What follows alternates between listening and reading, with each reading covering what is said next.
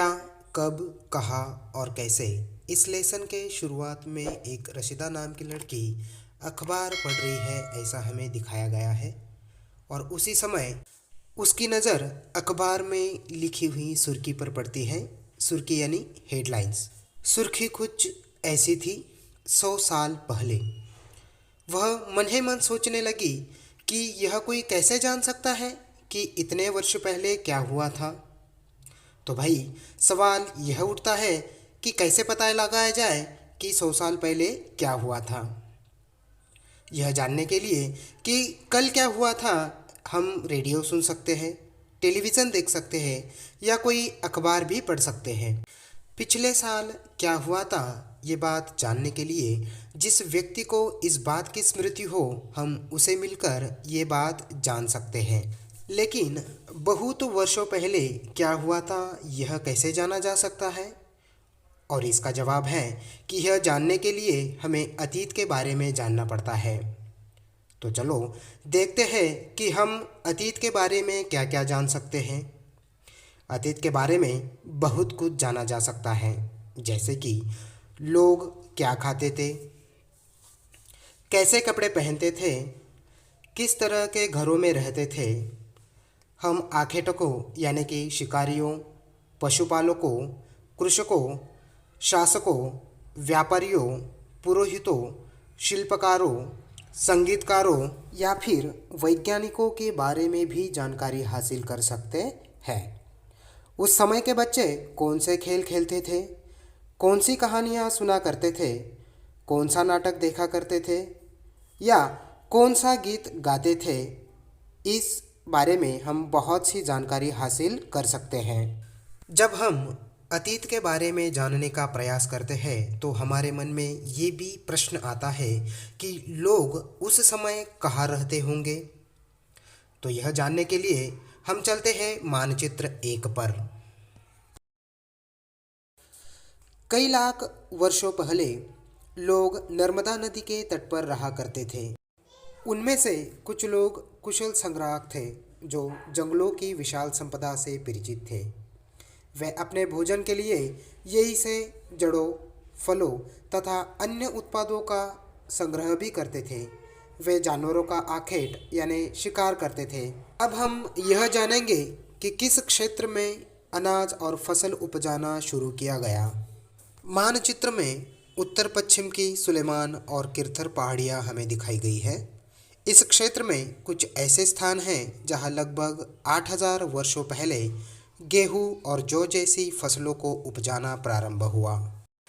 इसके अलावा भेड़, बकरी और गाय बैल जैसे पशुओं को पालतू बनाना प्रारंभ किया गया। ये लोग गांवों में रहते थे। मानचित्र में हमें उत्तर पूर्व में स्थित गारो तथा मध्य भारत की पहाड़ियाँ दिखाई गई हैं। वहाँ सबसे पहले कृषि का विकास हुआ था।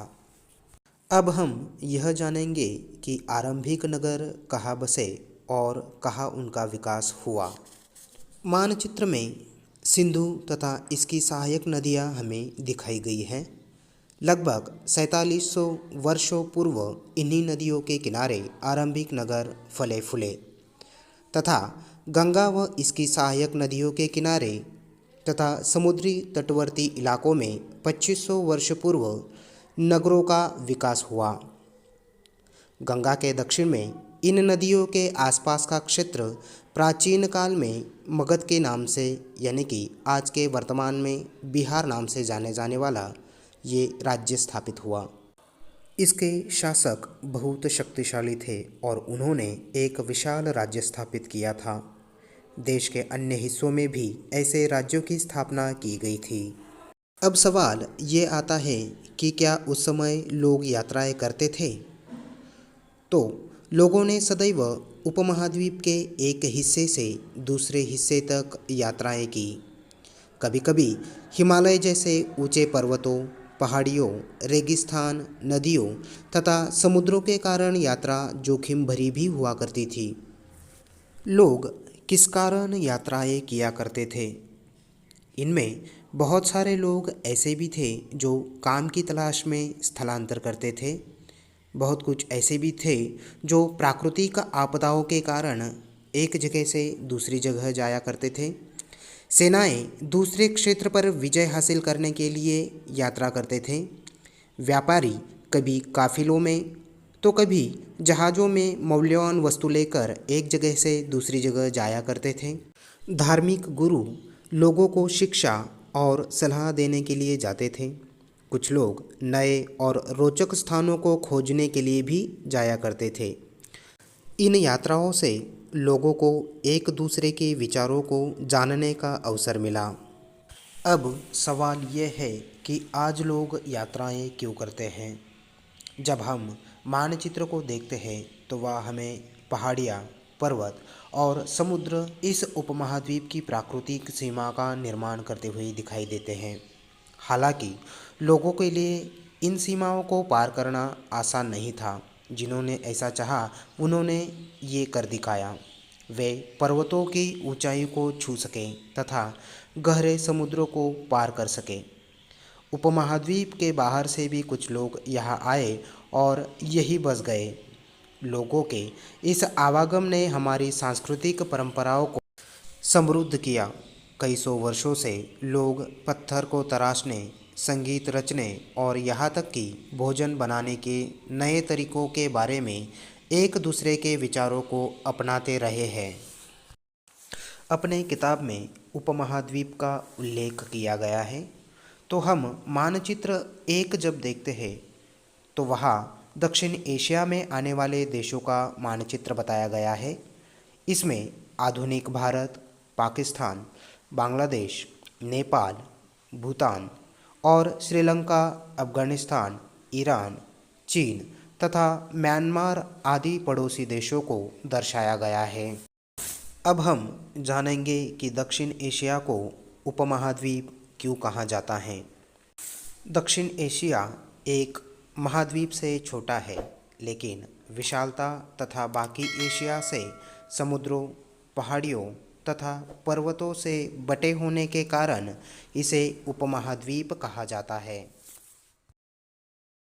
आज हम देखेंगे कि हमारे देश को इंडिया ये नाम कैसे मिला। पहले हमारे देश के लिए इंडिया तथा भारत जैसे नामों का प्रयोग किया जाता था। इंडिया इस शब्द का अर्थ जाना जाए तो इंडिया शब्द का अर्थ इंडस से निकला है, जिसे संस्कृत में सिंधु कहा जाता है। हम जब अपने एटलस में ध्यान से देखते हैं तो हमें ईरान और यूनान का पता लगता है।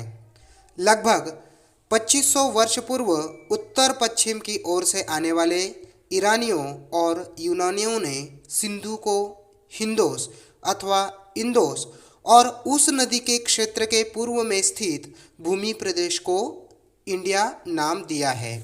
और दूसरी तरफ हम जब लगभग 3500 वर्ष पुरानी संस्कृत की आरंभिक कृति ऋग्वेद का पठन करते हैं तो वहाँ हमें मिलता है कि भरत नाम का प्रयोग उत्तर पश्चिम में रहने वाले लोगों के एक समूह के लिए भी किया जाता था।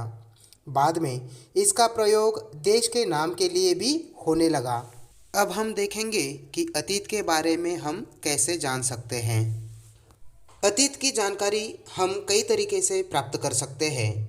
इनमें एक तरीका ऐसा भी है जो अतीत में लिखी गई पुस्तकों को ढूंढना और उन पुस्तकों का पठन करना। ये पुस्तकें हाथ से लिखी होने के कारण पांडुलिपि कही जाती है। अंग्रेजी में पांडुलिपि के लिए उपयोग में लाया जाने वाला शब्द है मैन्युस्क्रिप्ट, और यह एक लैटिन शब्द है जिसका अर्थ हाथ से निकलता है। बुर्ज पेड़ की छाल से बनी ऐसी ही एक पांडुलिपि हमें हमारे पाठ्यपुस्तक में दिखाई गई है। यह पांडुलिपि लगभग 1000 वर्ष पहले लिखी गई थी।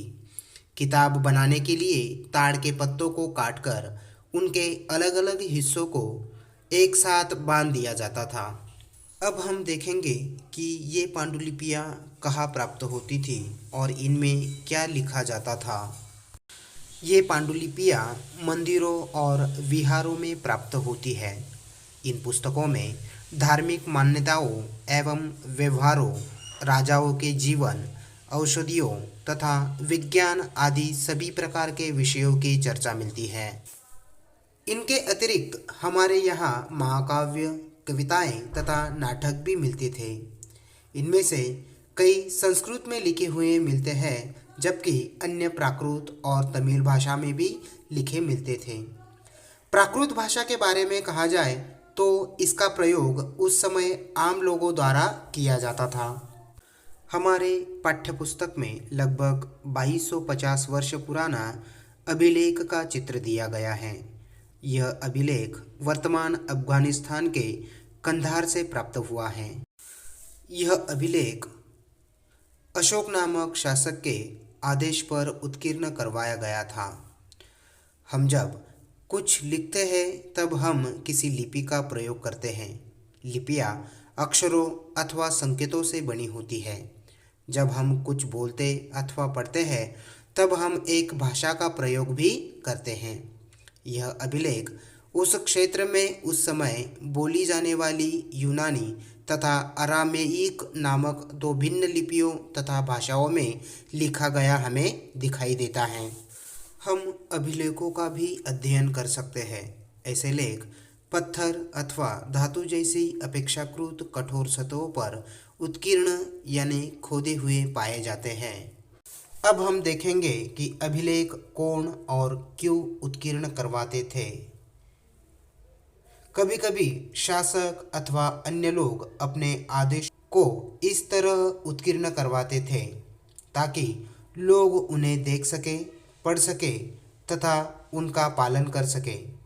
कुछ अन्य प्रकार के अभिलेख भी मिलते हैं जिनमें राजाओं तथा रानियों सहित अन्य स्त्री पुरुषों ने भी अपने कार्यों के विवरण उत्कीर्ण करवाए हैं।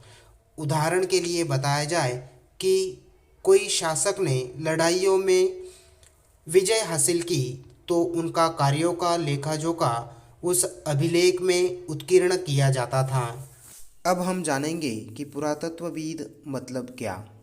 हमने देखा कि ताड़पत्रों से बनी पांडुलिपि और अभिलेख हमें अतीत के बारे में बहुत सारी जानकारी देते हैं। इसके अतिरिक्त अन्य कई वस्तुएं अतीत में बनी और प्रयोग में लाई जाती थी। ऐसी वस्तुओं का अध्ययन करने वाला व्यक्ति पुरातत्वविद कहलाता है। पुरातत्वविद पत्थर और ईंटों से बनी इमारतों के अवशेषों, चित्रों तथा मूर्तियों का अध्ययन करते हैं। वे औजारों, हथियारों, बर्तनों, आभूषणों तथा सिक्कों की प्राप्ति के लिए छानबीन तथा खुदाई भी करते हैं। हमारे किताब में बाएं तरफ एक प्राचीन नगर से प्राप्त हुआ पात्र दिया गया है। इस तरह के पात्रों का प्रयोग 4700 वर्ष पूर्व होता था और दाएं तरफ एक पुराना चांदी का सिक्का दिया गया है। इस तरह के सिक्कों का प्रयोग लगभग 2500 वर्ष पूर्व होता था। हम इस सिक्के को ध्यान से देखें तो हमारे द्वारा आज प्रयोग में आने वाला सिक्का इससे कितना भिन्न है ये हमें दिखाई देता है। ऐसी वस्तुएं पत्थर, पकी मिट्टी तथा कुछ धातुओं की बनी होने के कारण ऐसे तत्व कठोर तथा जल्दी नष्ट न होने वाले होते हैं और खुदाई में पुरातत्वविदों को ऐसी वस्तुएं मिलती हैं। पुरातत्वविद जानवरों, चिड़ियों तथा मछलियों की हड्डियां भी ढूंढते हैं। इससे उन्हें यह जानने में भी मदद मिलती है कि अतीत में लोग क्या क्या खाते थे। वनस्पतियों के अवशेष बहुत मुश्किल से बच पाते हैं। यदि अन्न के दाने अथवा लकड़ी के टुकड़े जल जाते हैं तो वे जले हुए रूप में बच पाते हैं। अब हम यह जानेंगे कि इतिहासकार किसे कहा जाता है। इतिहासकार उन्हें कहते हैं जो अतीत का अध्ययन करते हैं। पांडुलिपियों, अभिलेखों तथा पुरातत्वविद से मिली जानकारियों के आधार पर ये इतिहास लेखन करते हैं। अब हम यह जानेंगे कि अतीत एक होता है या अनेक। जब हम पुस्तक के शीर्षक पर ध्यान देते हैं तो हमें एक बात ज्ञात होती है कि अतीत शब्द का प्रयोग बहुवचन के रूप में किया गया है। ऐसा इस तथ्य की ओर ध्यान दिलाने के लिए किया गया है कि उस समय अलग अलग समूहों में रहने वाले लोग अतीत के अलग अलग मायने रखते थे। जैसे कि उस समय के पशुपालकों अथवा कृषकों का जीवन राजाओं तथा रानियों के जीवन से भिन्न था, तथा व्यापारियों का जीवन शिल्पकारों के जीवन से बहुत भिन्न था।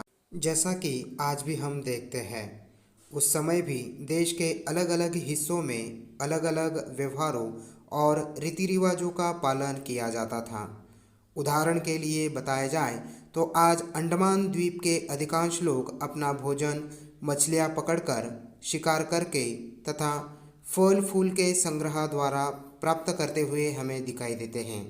इसके विपरीत शहरों में रहने वाले लोग खाद्य आपूर्ति के लिए अन्य व्यक्तियों पर निर्भर रहते हैं। इसी तरह के भेद अतीत में भी हुआ करते थे।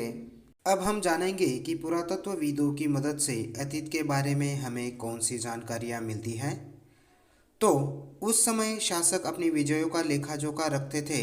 इसी कारण हम उन शासकों तथा उनके द्वारा लड़ी जाने वाली लड़ाइयों के बारे में काफ़ी कुछ जान सकते हैं। लेकिन शिकारियों, मछुआरे, संग्राहक, कृषक अथवा पशुपालक जैसे आम लोग पहले अपने कार्यों का लेखा जोखा न रखने के कारण उनके बारे में हमें ज़्यादा जानकारियाँ नहीं मिल पाती हैं।